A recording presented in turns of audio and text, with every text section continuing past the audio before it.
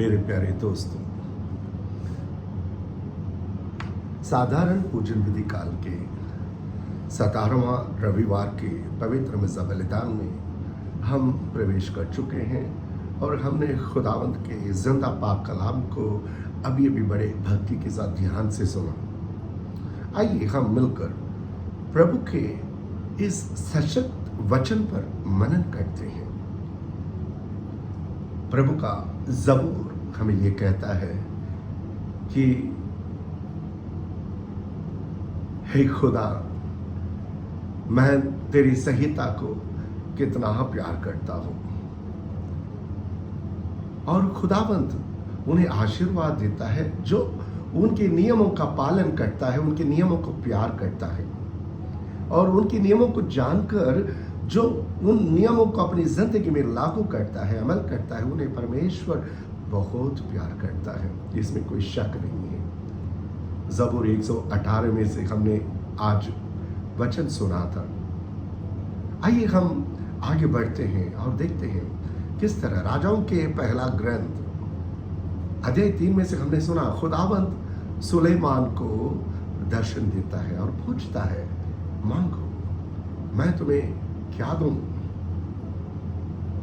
मैं तुम्हें देना चाहता हूं, मांगो। तू क्या चाहता है? मुझसे क्या लेना चाहता है? क्या पाना चाहता है? और सुलेमान जवान लड़का था जब राजा के सिंहासन पर उन्हें बैठना पड़ा और वह सुलेमान निस्वार्थ होकर खुदा से कुछ मांगता है। अपने लिए ना दौलत मांगता है, अपने लिए ना कुर्सी मांगता है, अपने लिए ना अधिकार मांगता है या अपने दुश्मनों के विनाश चाहता है। वह निस्वार्थ होकर बस एक खूबसूरत चीज प्रभु से मांगता है। वो क्या है? प्रभु, तू महान है, तू प्रेम करने वाला परमेश्वर है, तू दया करने वाला परमेश्वर है और तू महान परमेश्वर है और तेरी प्रजा का शासन करने के लिए तूने मुझे इस सिंहासन पर बैठाया। मैं तेरी इस पवित्र प्रजा का, तेरी इस सियानी प्रजा का मैं कैसे शासन करूंगा? इसलिए तू मुझे एक समझदार हृदय दे, ऐसा एक हृदय मैं तेरी प्रजा को समझदारी से तेरी पवित्र इच्छा के अनुसार मैं तेरी प्रजा को चला सकूं, शासन कर सकूं, उनकी सेवा कर सकूं। कितनी खूबसूरत बात है ना। परमेश्वर प्रसन्न होता है ऐसे नेताओं पर, ऐसे सेवक सेविकाओं पर, ऐसे खादिमों पर। परमेश्वर खुश होता है जो अपने लिए नहीं मगर खुदावंत के प्रजा की सेवा में अपने आप को समर्पित करते हैं, उनसे परमेश्वर प्रसन्न होता है। आज हम परिस्थिति कुछ और देखते हैं अपने कलीसिया में, अपने भारतीय कलीसिया में हम देखते हैं जो लोक धर्मी में लीडर्स हैं, ले लीडर्स और जो खादिम हैं, पली पुरोहित हैं या डायसिस के रिलीजियस के प्रीस्ट हैं या नन्स हैं और बिशप स्वामी लोग जो हैं, ये सब के सब नहीं है तो ज्यादातर ये खादिम लोग कुर्सी के पीछे पड़े हुए हैं, गंदे गंदे राजनीति खेल रहे हैं, एक दूसरे के टांग खींच रहे हैं, एक दूसरे के बारे में गंदे आरोप लगाते हैं, गुमनाम पत्र लिखते हैं। सब कुछ किसके लिए? बिशप बनने के लिए या किसी स्कूल के प्रिंसिपल बनने के लिए, किसी बड़े पैरिश के पलिपुरोहित बनने के लिए या किसी बड़े संस्था के डायरेक्टर बनने के लिए, कमीशन के सेक्रेटरी बनने के लिए या पैरिश काउंसिल में मेंबर बनने के लिए बड़े बड़े खेल खेल रहे हैं। अपने लिए स्वार्थ होकर किसी भी हद तक नीचे गिरने के लिए तैयार होते हैं। ऐसे खादिमों पर, ऐसे ले लीडर्स पर, लोक धर्मी जो नेता लोग हैं, ऐसे बिशप स्वामियों पर खुदावंत नाराज है आज के दिन। तभी तो आज विश्वासियों में विपत्ति आई हुई है। क्योंकि खुदावंद की प्रजा को शासन करने के लिए, उनको मार्गदर्शन देने के लिए खुदावंद बड़े कम नेता लोगों को, खादिम लोगों को देख रहा है जो निस्वार्थ होकर खुदावंद की इच्छा पर उनके लोगों को मार्गदर्शन करे। आज मणिपुर जल रहा है, शायद यही एक बहुत बड़ी वजह है। आज मणिपुर में मसीही लोगों पर अत्याचार चला हुआ है। शायद हम खादिम लोग, हम चरवाहे लोग, बिशप स्वामी लोग अपने अपने डर्टी गेम्स में, पॉलिटिकल, अपनी एक्लेसियल पॉलिटिक्स में हम शायद व्यस्त हैं। स्वार्थ होकर हम अपने पोजिशनल पावर्स को बनाए रखने के लिए, अपने अधिकार को बनाए रखने के लिए, अपने हुकूमत को बनाए रखने के लिए, अपने कुर्सी संभालने के लिए हमने अपनी जिंदगी को खर्च कर दिया है। हमने अपने मसीही भाई बहनों की चिंता नहीं की हो, हमने अपने मसीही भाई बहनों की फिक्र नहीं किए हैं। और यही कारण है आज उत्तर भारत में कई इलाके में मसीही लोग अत्याचार से पीड़ित हैं, अत्याचार से पीड़ित हैं। जब पेतरुस के पास यूनानी विधवाओं की शिकायत पहुंची, तब पेतरुस ने खुद उतरकर सारा काम नहीं किया, सब अधिकार को, हुकूमत को अपने पास नहीं रखा। उसने पवित्र आत्मा से संपन्न कुछ लोक धर्मी नेताओं को आगे लाया और उन्हें अधिकार सौंपे। यही हमें करना चाहिए। आज हमें सीखना है, हमें सीखना है, हमें विनम्र बनना है। आज का दूसरा पार्ट में हम चलते हैं। पौलुस रोमियो को लिखते हुए बहुत ही खूबसूरत वचन कहता है। ये वचन काफी मशहूर वचन है बाइबल के, रोमियो के ना पौलुस का पत्र दिया 8 वचन 28 का ये पवित्र वचन, यानी प्रभु का वचन कहता है जो खुदावंद को प्यार करते हैं, खुद को नहीं, जो खुदावंद को प्यार करते हैं, परमेश्वर उनकी भलाई सब कुछ में करता है।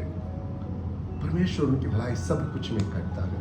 आज परमेश्वर को ऐसे चरवाहों की तलाश है। आज परमेश्वर हमारा ऐसे लोक धर्मी नेताओं की तलाश कर रहा है जो खुद के लिए नहीं, जो दूसरों की भलाई के लिए काम करें, जो प्रभु की प्रजा की सेवा में अपने आप को मिटाएं। ऐसे बिशप स्वामियों के, ऐसे खादिमों के, ऐसे धर्म बहनों के तलाश प्रभु कर रहा है।